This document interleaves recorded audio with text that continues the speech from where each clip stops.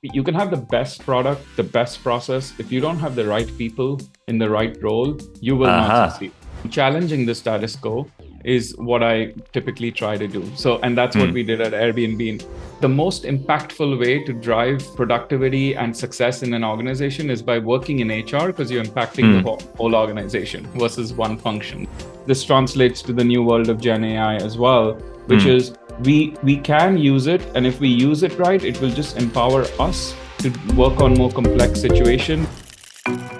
Welcome back to Future Work, the podcast about a happier future of work and the role of technology and humans within that. And today I have a dynamic discussion with Q Hamirani, an influential figure in the HR and remote work sphere. He is known for his groundbreaking work at Airbnb and his current role as the Chief People Officer at EdTech unicorn Paper. Discover the implications of generative AI for HR, how embracing technology can redefine organizational structures and career paths, and why we should never choose the status quo. So let's dive in.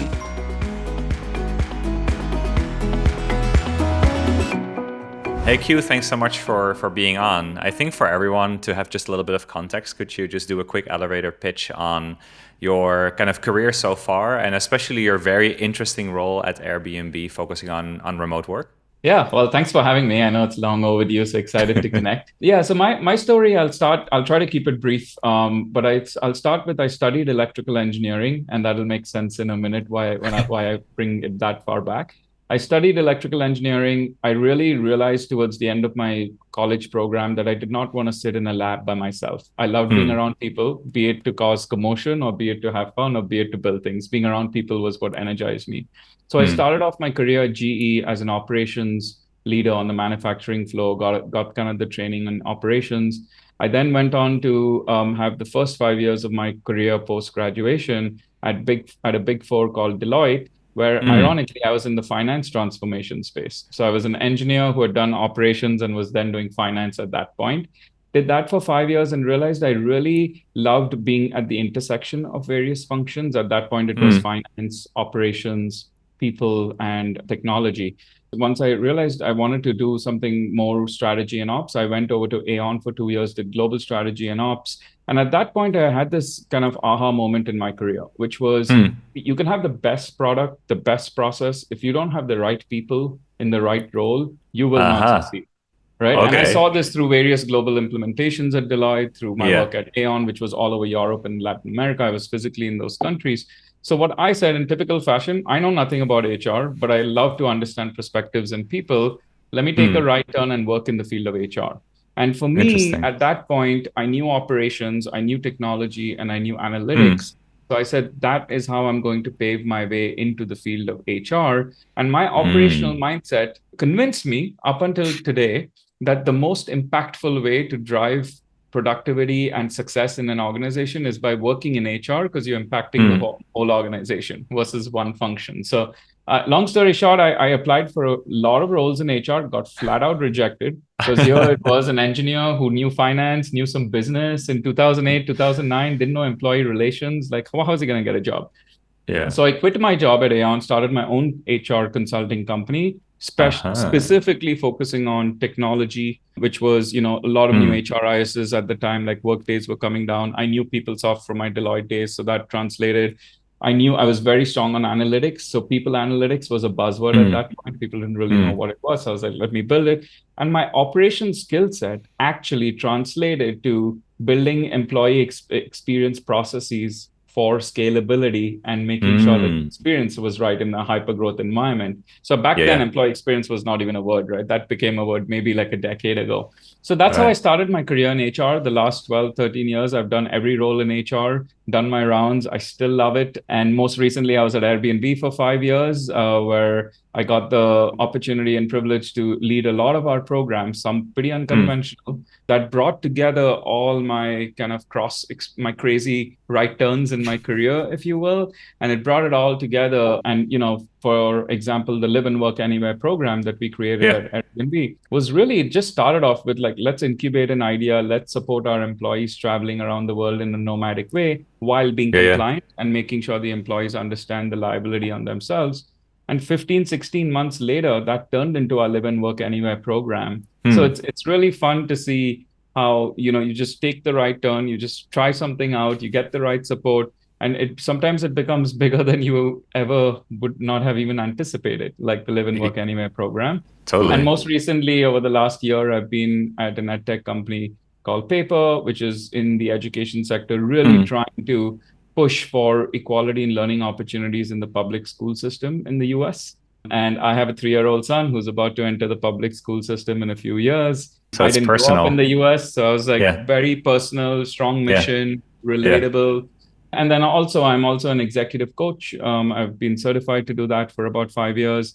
So I do a lot of executive coaching for founders, Hmm. CEOs, do some investing, kind of trying to keep my hands dirty in the startup space as well. Because I know Totally. I'm not doing a startup because I've done Yeah. three in the past life, and it's a very different form of stress. But I Yeah. want to stay close to it, so I do try to do that. Amazing. Amazing. That was a long elevator ride, so We're at the penthouse, but it's good. It's a long career.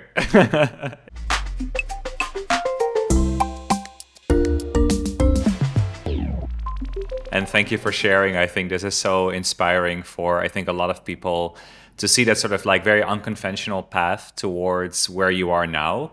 From that experience at Airbnb when you switched to Paper, the edtech company you just mentioned, like what are some of the things that you took with you in terms of like things that you've learned in Airbnb that you now wanted to apply at Paper as well? What's their work policy like?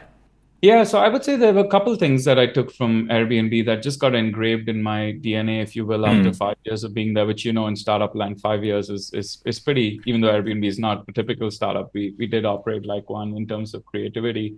I yeah. think for me there were two things. One was the current status quo is just a recommendation and a starting point to what you Hmm. want to build. So don't Mm, take that as what you want to do. In fact, challenging the status quo is what I typically try to do. So, and that's what mm, we did at Airbnb and everything we did from the Live and Work Anywhere program. Every company was like, you can do 30 days or 60 days and then turn a blind eye.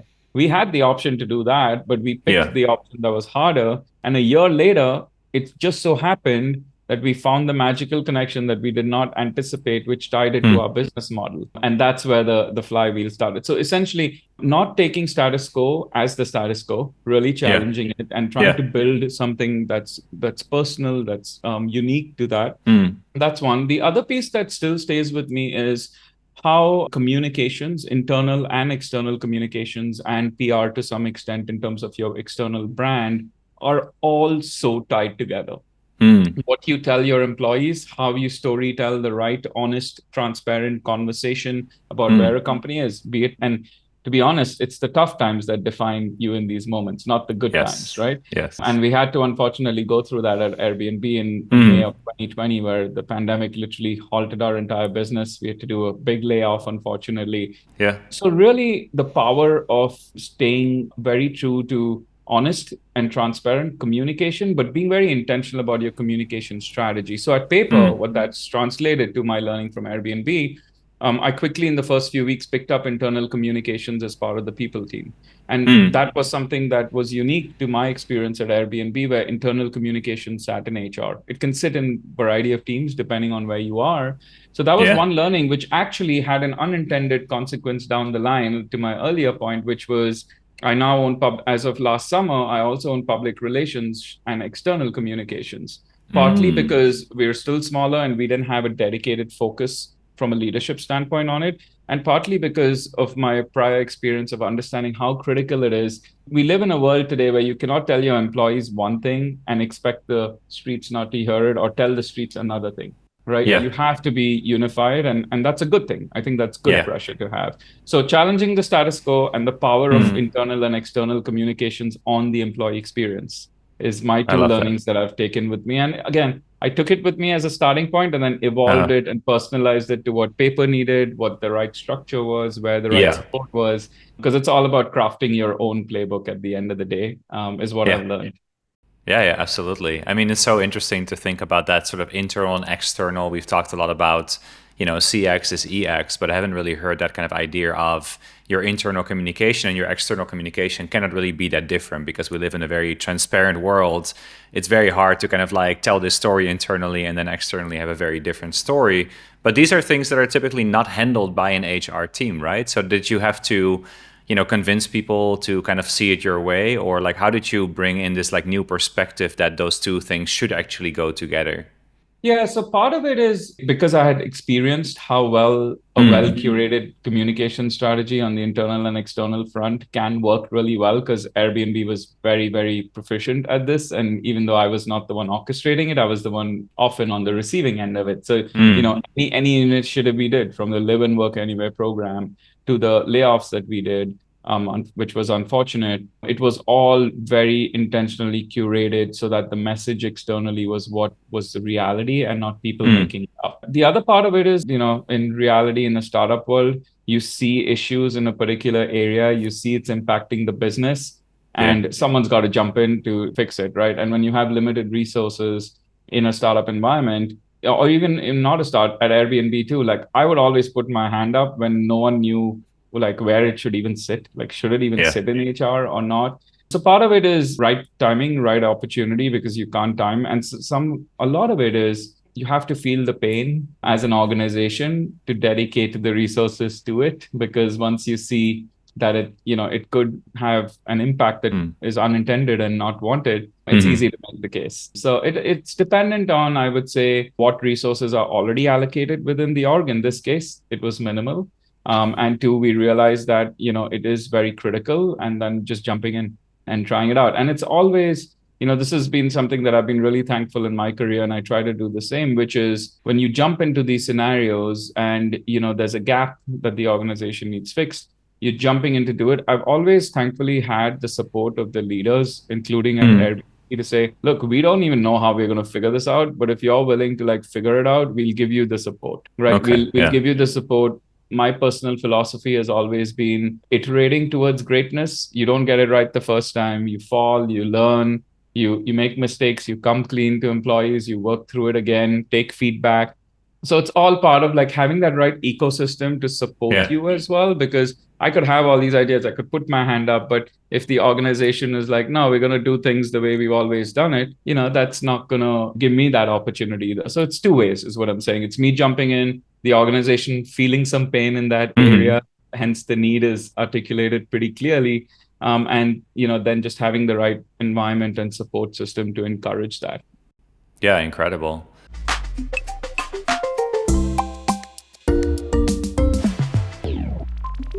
I also want to dive into a little bit the technology side, right? So you mentioned that like from very early on, you had experience in technology, eventually going into areas that only later on became more mainstream. Yep. Like, what was your approach to technology within the realm of HR in when you started at Paper? Yeah, so my approach to technology, or my philosophy to technology, has always been that technology can help empower all of us to do more with less. But when I say do more with less, it's also do more complicated, do more intentional work that needs the human complex mind to process. In HR specifically, to your point, there is always a level of intuition and reading the room and making sure that you are factoring in that different people will react differently. Different things may land on people differently, because it's always a combination of what's going on in their personal lives, what's going on at work. So for me, I've always approached it with, I love technology. I'm a big fan of it because I guess I'm a tech geek at heart, but it's always twofold. And this translates to the new world of Gen AI as well, which is we can use it. And if we use it right, it will just empower us to work on more complex situation, which is stimulating for someone like myself, because you can get pretty bored if you're doing the same thing. But in HR, it's always a combination of technology with human in the loop. So obviously, like some processes you can automate it, like creating a requisition in Workday. Heck, even I don't enjoy doing that. So yeah, let it get automated. But figuring out, is that the right role that's needed in your organization based on, for example, the pains the organization is feeling or where the organization wants to go. Like technology is not going to do 100% of that for you. It's going to do 90%, maybe 70%, depending on the process that you're looking at. So my philosophy has always been embrace it. If we can embrace it and it can give us, in some cases, make our lives more challenging and easier. So if it's automating a process, for example, we can do things that are more stimulating. But in some cases, it can also drive insights for us, right? So it's helping us. Like when you look at people analytics and you look at kind of different data sets that you have and you start marrying up all multidimensional reporting, like it's empowering us to be smarter. It's empowering us to have better insights that we would not have had if we didn't use technology in the right way. So I think technology is always been from the start for me more like a friend or a co-pilot in today's terminology that's used a lot. And you have to like guide it. And it's more, I think, critical and important in the field of HR.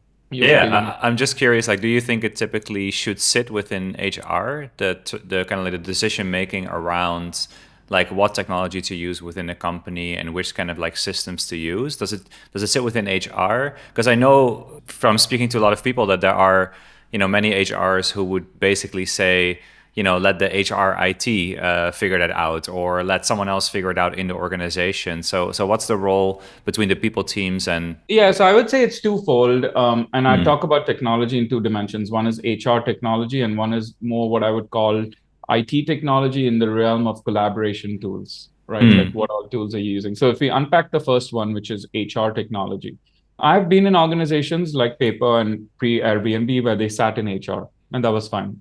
At Airbnb, the HR technology team sat in IT. But my point here is it doesn't matter. You have to be tied to the hip. You have to build that relationship. You're all marching on the same kind of journey. It's kind of like payroll, right? Like payroll sat under HR at some of my past companies, and a lot of companies, including the ones I work at and at Airbnb, it was in finance. It doesn't matter where it sits. You got to be on the same page, right? So it's the partnership and collaboration. But I personally believe that it is dependent on the resourcing you have. So if you have the right resourcing, it should sit in HR. You just have one less layer of contextual translation that you need to do, because when it sits in IT, there's always, it's a trade-off, right? Like everything. If it sits in you might get more resourcing, right? Yeah. But you may need to explain the contextualization of what you're trying to achieve from a people program.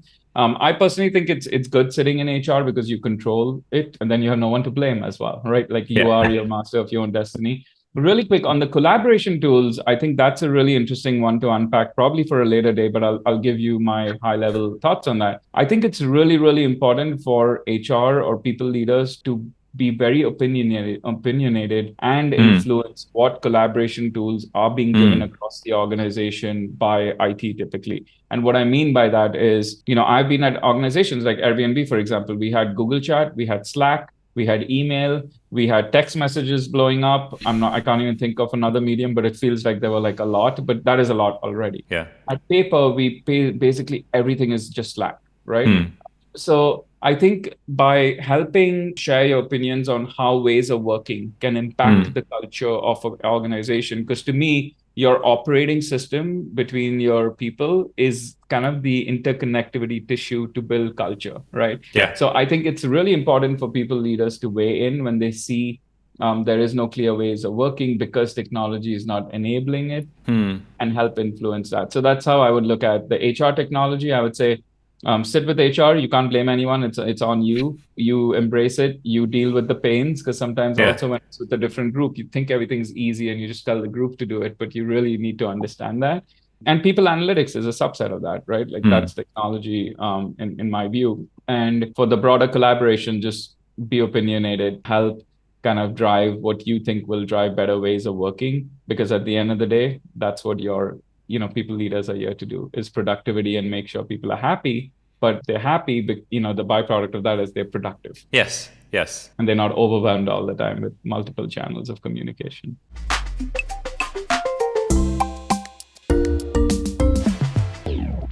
Right, and actually like that part of the technology, it does influence a lot about how people feel about work, right? Because like you said, like if you have all these different communication channels going on, especially if you work with somewhat older legacy platforms, it can really impact the employee experience, and you kind of feel like, oh, I'm working for a very outdated company, or you hear stories of people who are working with better platforms, like, why not us?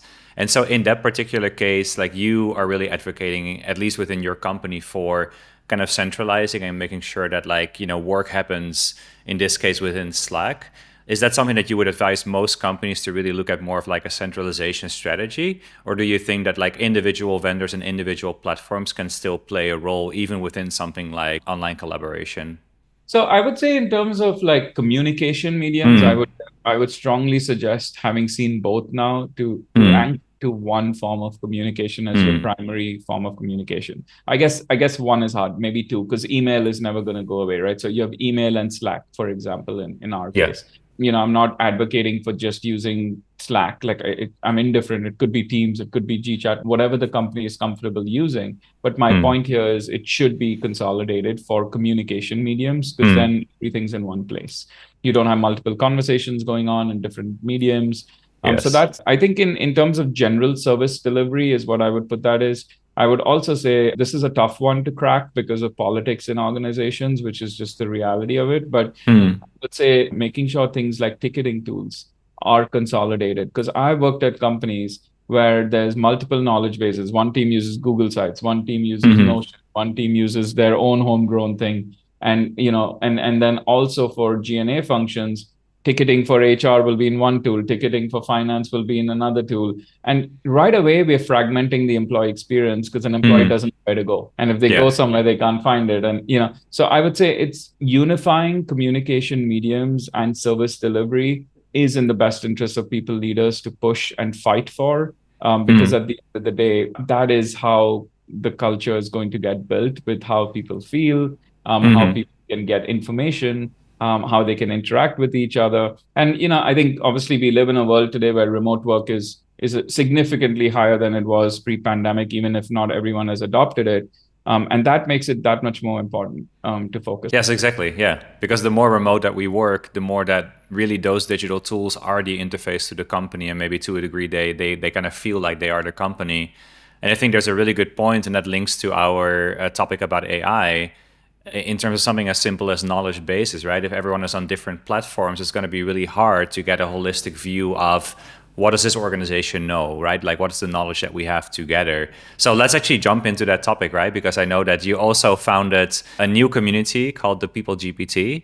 So maybe you can share a little bit your view on AI, generative AI, and how this is going to impact organizations. Yeah. So yeah, I mean, I think Gen AI, we're still all figuring it out. So that's the first point to note, which is really unique for HR, right? Being in this profession, because normally HR is looked on as the go-to for upskilling and making sure employees get all the right skills. And in this case, we're all figuring it out together. So with that caveat or laying that stage, I do think Gen AI, the deeper I've got into it in the last 6 months and peeled under the hood, I think the impact to the organization is so vast. And what I mean by that is it's across the board. So, we can decouple this into two pieces. One, the impact on HR internally is huge, because not only can you can have a the simplest, easiest example is just you can write a job description like within a few minutes with Gen AI, and it would be, and it comes out pretty beautifully, right? So so that's just one example, in addition to several use cases in recruiting and automation, all that fun stuff. I think the real aha moment I had with Gen AI was how it can impact HR business partnering with the entire organization, because every function, in some more than others, is going to go through a transformation on how the people do their work, and in turn how organizational is designed within that team based on how much Gen AI can be used. So for example, sales and content and marketing seem to be the ones that will have a lot of impact, but that doesn't mean engineering is not going to have an impact, right? A very simple use case that I've talked about or worked through is, if we have this is an example, it's not true, but say an organization has 4 engineers to code in 4 different languages or platforms, right? Tomorrow, we may need 1 engineer because Gen AI can translate the Python code and whatever SQL, whichever languages you need it on. So to me, if you have less entry-level engineers, because now the tool can help duplicate it or replicate it, that means you need less middle managers, because the middle managers were managing large workforce. So right away there, it's like, okay, you'll have less junior engineers in this example, less middle layers, but I do think you'll need to have more senior folks, because they will need to figure out the architecture. Like I've not programmed in a long time, but I tried playing with it and I created Python code for something I was playing with. And I had no idea if it was right or wrong, right? You need an engineer who knows. So it's not going to replace the human completely, is my point. But that's just an example of what is the future of the organizational design for that engineering team. Right? Is it going to be flat now because we don't have so many people and we don't have so many middle managers?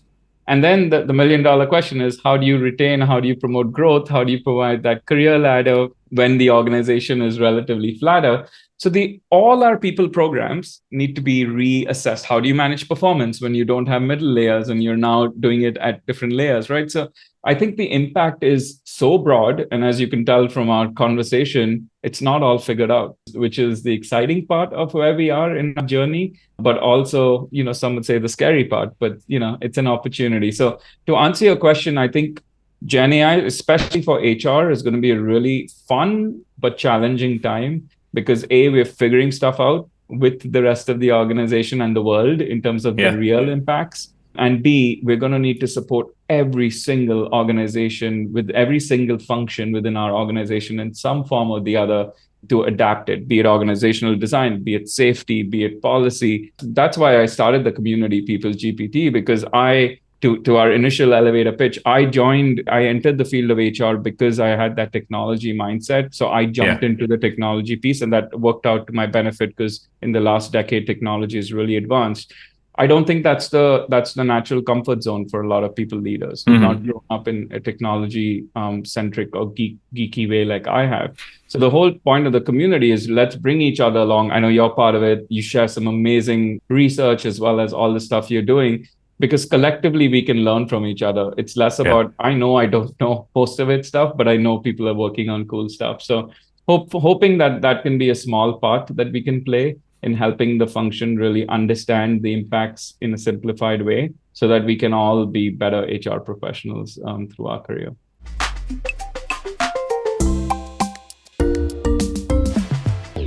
I really want to speak to that point of the kind of the anxiety and kind of like the stress around technology, because I do think that obviously we are in this world and we speak to a lot of other chief people officers and CHROs, and there really is a lot of kind of unease around now yet another technology that they have to understand. And I think you just made a great point, Q, around how you're talking to people in the business that are maybe also looking at you to kind of understand the major implications on workforce planning, for example, right? One of the topics that came up in the community. And then you look at something like, you mentioned the example of engineering, you could say the same for a sales organization, right? Where basically you need maybe less SDRs because a lot of that work can be automated. Therefore, you need more people who then actually take the human conversation. That totally changes how you do sales, right? So how can HRs, especially, those who are maybe a little bit less comfortable with technology, like how can they understand at least the basics of this so they can have those conversations with the business? Yeah, I mean, I think the easiest way to do it is just jump into it, right? So, there's a lot of good work, even including your organization that's putting out. I think you guys recently put out the top 150 or top 100 Gen AI applications, which is a great way. I mean, look, my point here is there's no easy way to just wait for it. You got to jump into it. You got to want to understand it. There's a lot, like I watched hours of YouTube videos. There's a lot of good content out there that simplifies things. I think every HR professional needs to jump into it and find their entry points, right? For some, it may be the community we've started and we're helping, simplify things. For some, it may be YouTube, whatever the medium is. But don't wait, because at the end of the day, I don't think AI is going to replace our jobs. I think what's going to replace our jobs is humans that understand how to use AI are going to replace other humans' jobs. So don't sit on the sideline, jump into it. I can't tell you, I've spoken to quite a few people who've not even used ChatGPT at all.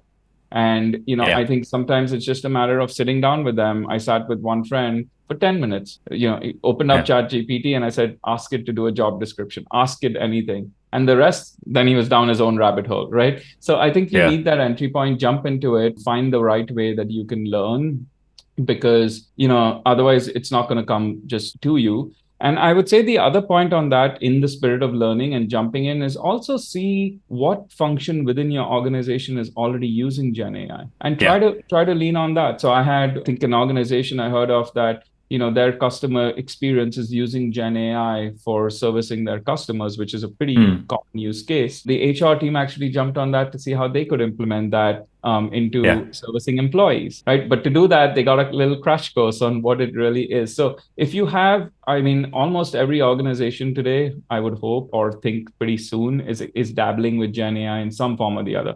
Like Paper, it's an ed tech company, but we do tutoring and we're using humans in the loop, but Gen AI is Hmm. helping us with a lot of the tutoring efforts, right? Yeah. So pick on that function that's doing it if you don't know Yeah. where to start and ask, maybe do a lunch and learn or maybe That's have great. knowledge sharing. So tap into your own existing networks or Yeah. find, or seek out mediums that are comfortable for you to digest content, be it a podcast, be it a video. There's tons of content out there today. So be proactive and be willing to jump into it. And all I can say is after playing with it for a while, this seems to me like in my like 20 plus year career, the easiest technology to understand Yes. only because it's so conversational.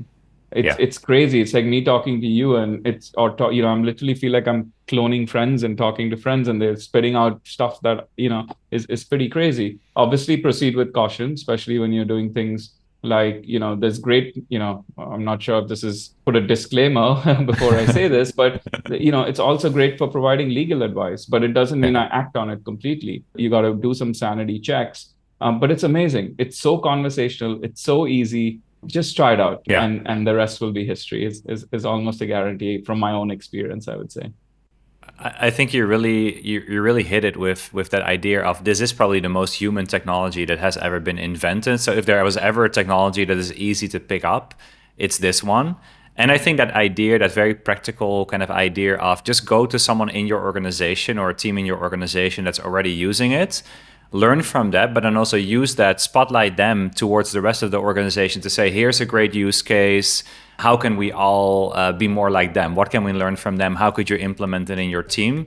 Because sometimes it may feel just a little bit too far from our daily reality. So if we see in our companies that another team is already using it, that may just be what people need to kind of think, wait, if they can use it for that, we can use it for that. So I think that's a great and practical. It makes it more relatable, right? It makes it more relatable, and it's in Yeah. your same realm, so you feel comfortable as well. Absolutely. Okay, I think that was a super good call to action at the end of our talk today. Thanks so much for being on, and definitely we'll have to do a part 2, 3, 4, 5, and until 1,000. Looking forward to it. Okay, Q. Thanks so much. Cheers.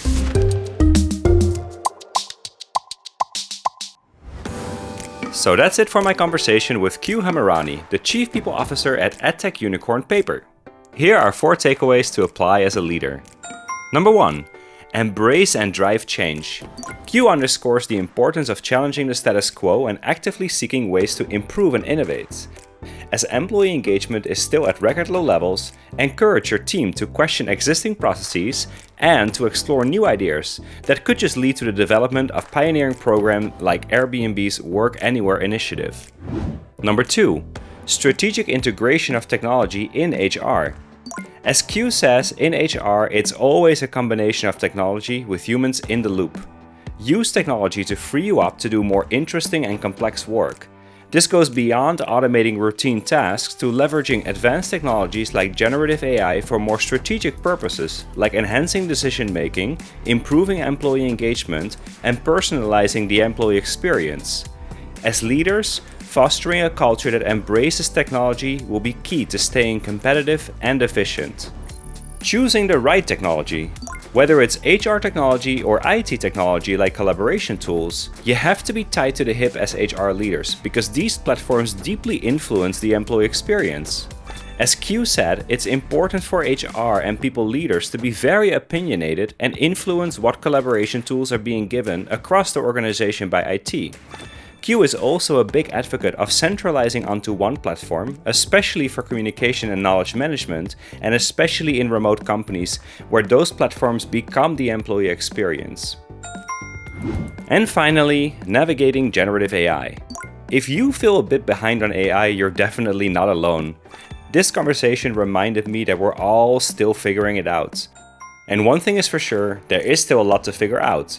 For example, in workforce planning, as AI can now do the job of one or multiple people on a given team, and we need less managers. So everyone, including HR, needs to jump in and get familiar with AI. Plus, there may be some teams in your organization who are using AI actively, so why not spotlight them to the rest of the company so you can all learn together?